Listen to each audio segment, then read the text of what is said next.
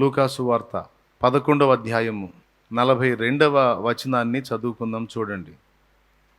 అయ్యో పరిసయ్యులారా, ఉమ్, మీరు పుదీనా సదాప మొదలైన ప్రతి కూరలోను ఉమ్, 10వ వంతు చెల్లించుచున్నారే గాని ఉమ్, న్యాయమును దేవుని ప్రేమను విడిచిపెట్టుచున్నారు. ఉమ్. వాటిని మానక వీటిని చేయవలసి ఉన్నది. దేవునికి స్తోత్రం కలుగును గాక. తర్వాత అయ్యో పరిసయ్యులారా, ఉమ్, మీరు సమాజ మందిరములలో అగ్రపీఠములను సంత వీధులలో వందనములను కోరుచున్నారు. ఉమ్, అయ్యో, మీరు కనబడని సమాధుల వలె ఉన్నారు. వాటి మీద నడుచు మనుషులు అవి సమాధులని ఎరుగరనెను. దేవునికి స్తోత్రం కలుగును గాక. ప్రభునందు ప్రియులారా, యేసు ప్రభు వారిని శాస్త్రులు పరిసయ్యులు చాలా మిక్కటంగా ద్వేషించారు. వారు ఆయనను అంతగా ద్వేషించడానికి 2 కారణాలు ఉన్నాయి. యేసు ప్రభుని అంతగా వారు ద్వేషించడానికి 2 కారణాలు ఉన్నాయి. మొట్టమొదటి కారణం, ప్రజలు వారిని పట్టించుకోకుండా యేసు వైపుకి తిప్పబడతా ఉన్నారు, యేసు వెంటబడి వెళతా ఉన్నారు. దాన్ని బట్టి వారికి మత్సరం కలిగింది.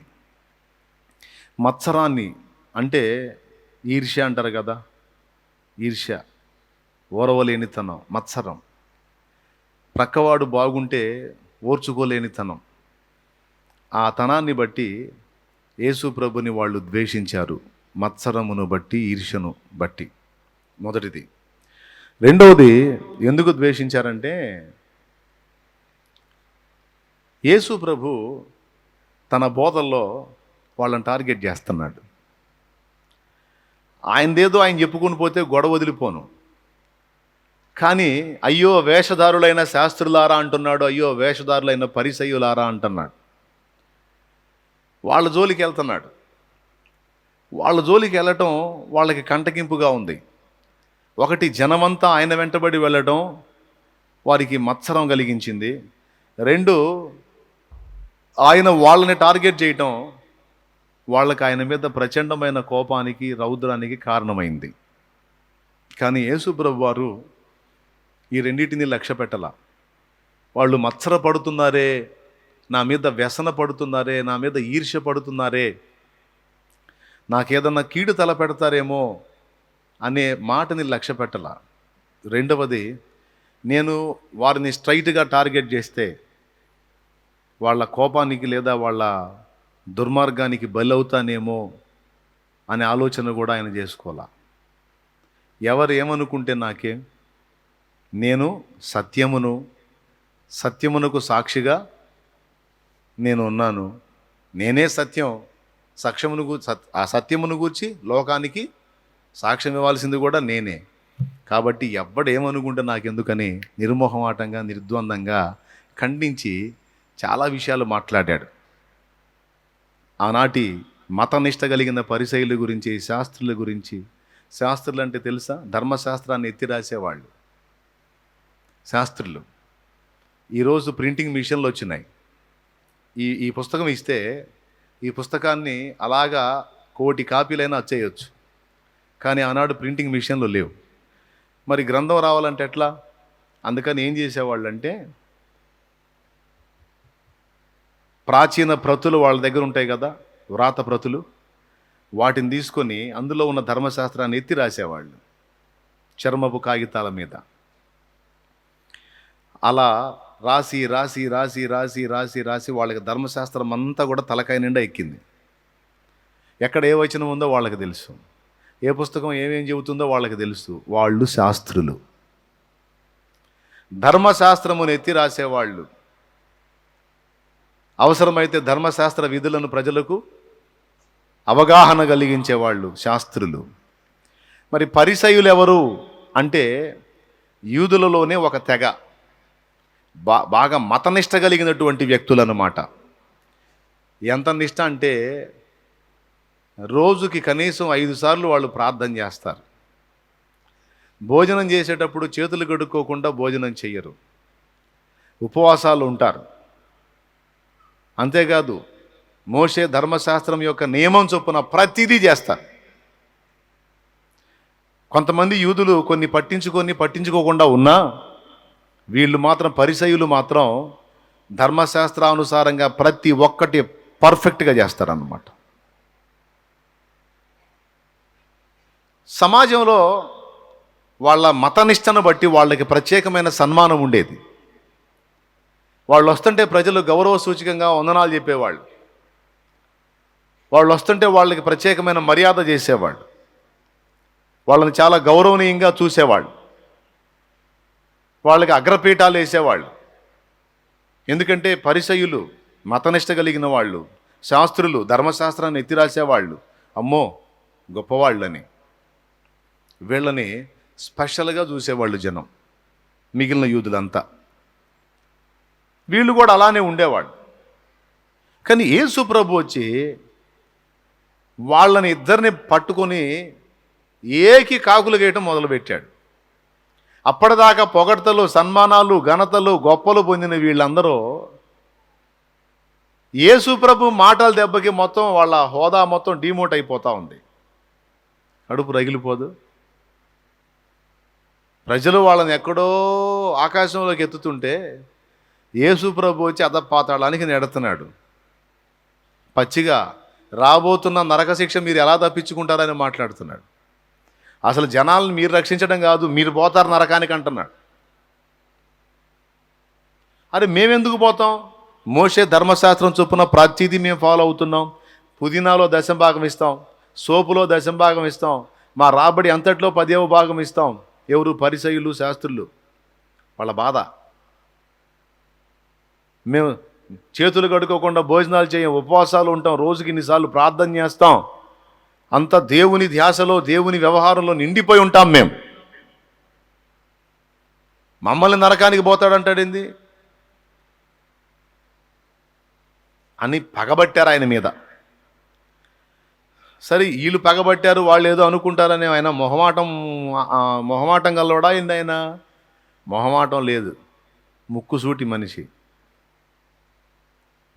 దేవుడు ఆయన. నరుడుగా భూమి మీదకి వచ్చాడు, సంపూర్ణ మానవుడిగా. నరుడుగా అయితే భూమి మీదకి వచ్చాడు, కానీ దైవిక రోషం ఎక్కడికి పోయిద్ది? ఆ దైవ స్వభావం ఎక్కడికి పోయిద్ది? ఒక దశలో వాళ్ళని 7 సార్లు అయ్యో అని వాళ్ళ విషయమై బాధపడ్డాడు యేసయ్య.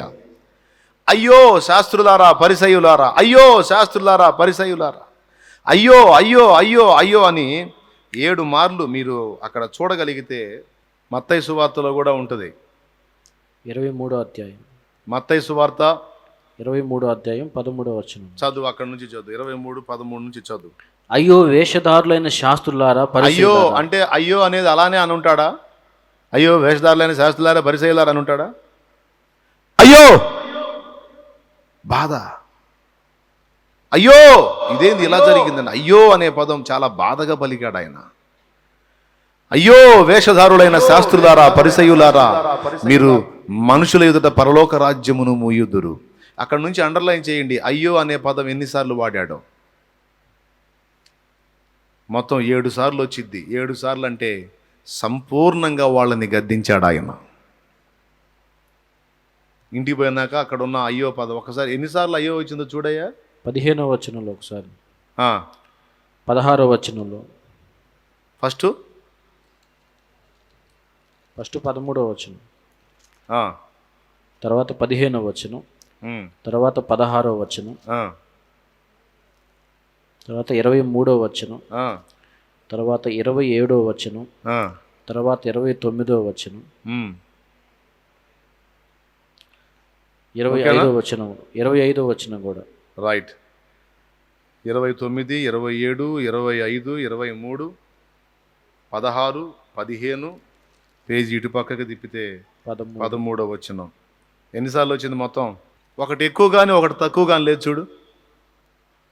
కరెక్ట్గా 7 మార్లు. అంటే సంపూర్ణంగా వాళ్ళని నిరసించాడు ఆయన. వాళ్ళ విషయమై గాయపడ్డాడు, వాళ్ళని గురించి చాలా పచ్చిగా మాట్లాడాడు.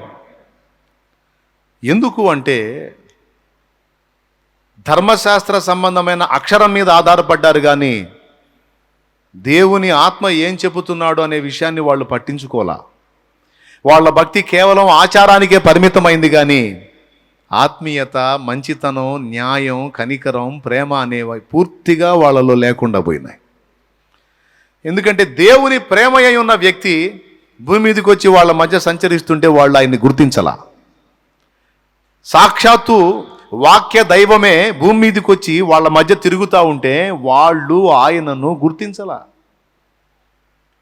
అంటే సత్యమై ఉన్న యేసుని గుర్తించలేనంత గుడ్డివైపోయినాయి వాళ్ళ కళ్ళు. అందుకే మళ్ళా వాళ్ళెవరు? సమాజానికి మార్గదర్శకులు, సమాజానికి దిక్సూచీలు, దారి చూపించేవాళ్ళు. వాళ్ళే గుడ్డోళ్ళు అయిపోయారు. యేసుప్రభు అంటాడు, అరే మూర్ఖుడా, గుడ్డివాడు గుడ్డివాడికి దారి చూపిస్తే ఇద్దరు కలిసి గుంట్లో పడతారు కదా. గుడ్డివారికి త్రోవ చూపించేవాడు కళ్ళు వెలిగించబడ్డవాడై ఉండాలి కదా. తానే గుడ్డివాడైతే మరో గుడ్డివాడికి దారి ఎలా చూపిస్తాడా అని వాళ్ళ విషయమై చాలా బాధపడ్డాడు. 7 సార్లు వాళ్ళని అయ్యో అని బాధపడ్డాడు కదా. చాలా సంగతులు చేస్తున్నారు, అవన్నీ మంచివే, చేయాల్సినవే. కానీ వాటికంటే శ్రేష్టమైనవి కొన్ని ఉన్నాయి. మీరు వాటిని చేస్తూనే వీటిని కూడా చేయాల్సి ఉంది. కానీ వీటిని విసర్జించారు. వీటిని విసర్జించి వాటిని చేస్తే వాటి వల్ల ప్రయోజనం ఉండదు, కానీ వాటితో పాటు వీటిని కూడా చేయాలని చెప్పాడు. ఏమిటవి? మొట్టమొదటిది చూడండి, 42వ వచనం, 11:42. అయ్యో పరిసయ్యులారా, మీరు పుదీనా సదాప మొదలైన ప్రతి కూరలోనూ 10వ వంతు చెల్లించుచున్నారే గాని న్యాయమును దేవుని ప్రేమను విడిచిపెట్టుచున్నారు. వాటిని మానక వీటిని చేయవలసి ఉన్నది. 2 ముఖ్య సంగతులు చెప్పాడు. 1 న్యాయము, 2 దేవుని ప్రేమ. ఈ దేవుని ప్రేమ అన్న దగ్గర మరో చోట కనికరము అని రాస్తాడు. సరే, ఇక్కడ ఉన్నది ఉన్నట్టుగా మనం మాట్లాడుకుందాం. దేవభక్తి సాధన చేసేవాళ్ళు సేవకుడైనా, పరిచారకుడైనా, విశ్వాసి అయినా, స్త్రీ అయినా, పురుషుడైనా 3 విషయాల్లో కేర్ఫుల్గా ఉండాలి. 3 విషయాల్లో కేర్ఫుల్గా ఉండాలి. దేవుడు వాటిని పట్టించుకుంటాడు. ఏమిటా 3 అంటే, మొట్టమొదటిది న్యాయ ప్రవర్తన.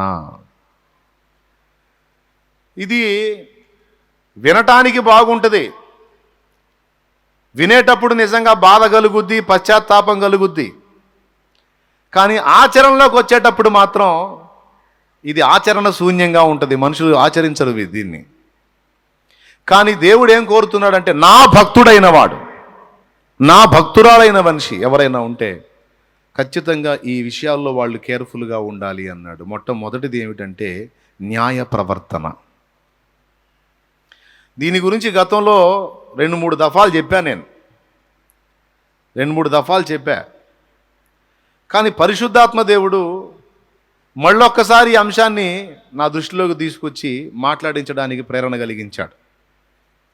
ఈ న్యాయ ప్రవర్తన గురించి మనం చాలా వరకు ఆలోచించండి. ఇది పరిశుద్ధత గురించి ఆలోచిస్తాం, పాపం చేయకూడదు, పరిశుద్ధంగా ఉండాలనే దాని గురించి మనకి గ్రహింపు ఉంటుంది.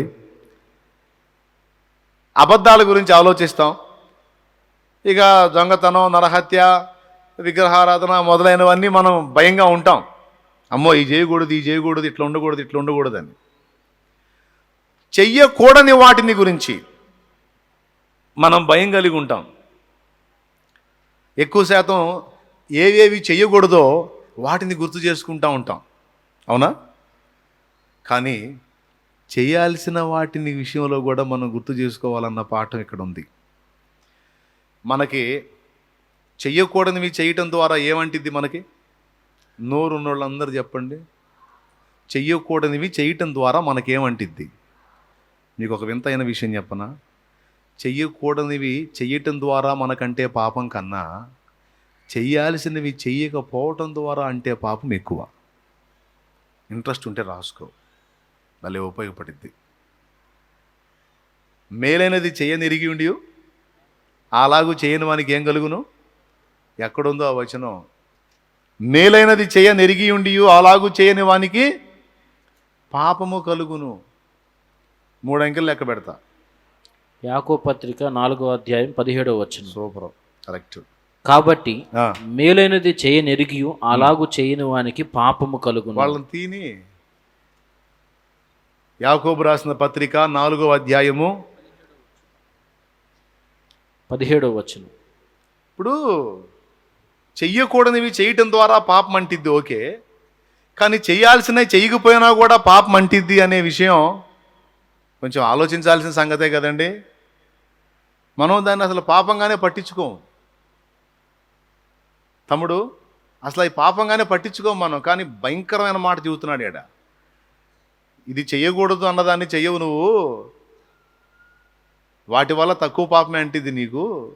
ఏది చెయ్యకూడనివి చేయటం ద్వారా కొంచెం పాపమే అంటొచ్చు, కానీ చెయ్యాల్సినవి విస్మరించటం ద్వారా చాలా పాపం అంటిద్ది నాన్న నీకు. ఎందుకంటే అవి మనకు అసలు గ్రహింపులోనే ఉండవు కాబట్టి. ఎంత దారుణమో చూడండి. ఇప్పుడు నీ కూతుర్ని నువ్వు ప్రేమించుకున్నావు, పాపమా చెప్పండి? కానీ నీ కోడల్ని ప్రేమించలేదు చూడు. నీ కూతురిని ప్రేమించినంతగా నీ కోడల్ని నువ్వు ప్రేమించలేదు. కామెడీ ఏంటంటే నీ కూతురేమో పక్క వాళ్ళకి వంశోద్ధరణ చేస్తుంది, నీ ఇంటికి వచ్చిన కోడలేమో నీకు వంశోద్ధరణ చేస్తుంది. అవునా? కానీ నీ ఇంటికి వచ్చిన కోడల్ని నీవు కన్న కూతుర్ని ఇద్దరిని ఈక్వల్గా చూడలేవు. చాలా సెన్సిటివ్ విషయం ఇది. చాలామంది అత్తలు లేదా మామలు ఏమనుకుంటారంటే ఏముందిలే అనుకుంటారు, కానీ అక్కడ వాళ్ళ పేరిట పాపం రాయబడుతుందన్న సంగతి వాళ్ళకి తెలియదు. డైలీ రాయబడుతుంది. న్యాయం అన్న మాట వెనకున్న రహస్యం ఇదే. నీవు కన్నబిడ్డ విషయంలో నువ్వు కనపరిచే ప్రేమ వేరు, ఎవరో తల్లి కన్నబిడ్డను నీ ఇంటికి వస్తే ఆమె విషయంలో నీ ఆలోచన వేరు. ఇక్కడ నీవు న్యాయం తప్పుతావు, న్యాయ విచక్షణ తప్పుతావు. నీ కూతురికి ఒక తీర్పు తీరుస్తావు, కోడలికి ఒక తీర్పు తీరుస్తావు. నీ కూతురు తప్పులు చేస్తేనేమో అల్లుడు ఏమనకూడదు, నీ కోడలు తప్పు చేస్తేనేమో నీ కొడుక్కి చెబుతావు, గందరగోళం చేస్తావు, తన్నాలా, అట్ట చేయాలా, ఇట్ట చేయాలా, పళ్ళు రాలగొట్టాలా, అట్లా ఇట్లా అని రకరకాల మాటలు మాట్లాడ. సింపుల్గా అర్థమైద్దని చెబుతున్నాను నేను. నిజమా కాదా? కనీసం 70% మంది అత్తలు ఇంతే ఉంటారా? ఉండరా? ఏదో మహాతల్లులు ఒక 30% మంది అసలు ఉండరా నేను అనట్లేదులే. కూతుర్ని కోడల్ని కూడా కూతురులాగా ప్రేమించే మనసున్న మంచి తల్లులు 100కి 30 మంది మాత్రమే ఉంటారు. 70 మంది మాత్రం కొంచెం పలచగానే చూస్తారు. ఆడవాళ్ళని అడుగుదాం, ఎంతమంది ఒప్పుకుంటారు కరెక్టేనన్నా అని? ఒప్పుకుంటే చేతులు ఎత్తు. కరెక్టే అన్నోళ్ళు చేతులు ఎత్తండి. మగాళ్ళని కూడా అడుగుదాం, వాస్తవమా కాదా? రైట్. అసలు ఈ ఆలోచనే ఉంటుందా? కుటుంబంలో ఒక వ్యక్తికి మనం చేయాల్సిన న్యాయం చేయటం లేదు, ఒక వ్యక్తికి అన్యాయం జరుగుతుంది అనే ఆలోచన అసలు మనకు ఉంటుందా? ఉండదు. కానీ అది లిస్టులో రాయబడతా ఉంటుంది. భార్యాభర్తలను తీసుకుందామండి, భార్యాభర్తలను తీసుకుందాం. ఒకళ్ళకొకళ్ళు ఎంతవరకు న్యాయం చేస్తున్నాం అన్న ప్రశ్న వేసుకోవాల్సిందే. న్యాయ ప్రవర్తన అనేది, వినండి బాగా, ప్రతి విషయములోనూ ఈ న్యాయాన్యాయ విచక్షణ అనేది ఎవడైతే స్పృహ కలిగి ఉంటాడో వాడు ధన్యుడు, అతడు దేవునికి ఇష్టుడవుతాడు. ప్రతి విషయములో న్యాయాన్యాయ విచక్షణ కలిగి ఎవరైతే ఉంటారో వాళ్ళు దేవుని హృదయంలో స్థానం దొరికిద్ది. ఎందుకంటే ఆయన న్యాయమును ప్రేమిస్తాడండి దేవుడు. అలాగా న్యాయమును ప్రేమించేవాడంటే దేవునికి ఇష్టం. అన్యాయమును ద్వేషించి న్యాయమును ప్రేమించేవాడంటే దేవునికి ఇష్టం. ఇంకొక భయంకరమైన మాట చెప్పనా? ఈ న్యాయం తప్పి అన్యాయంగా వ్యవహరించేవాడు అసలు దేవుని రాజ్యానికి రాడని రాశాడు బైబిల్లో.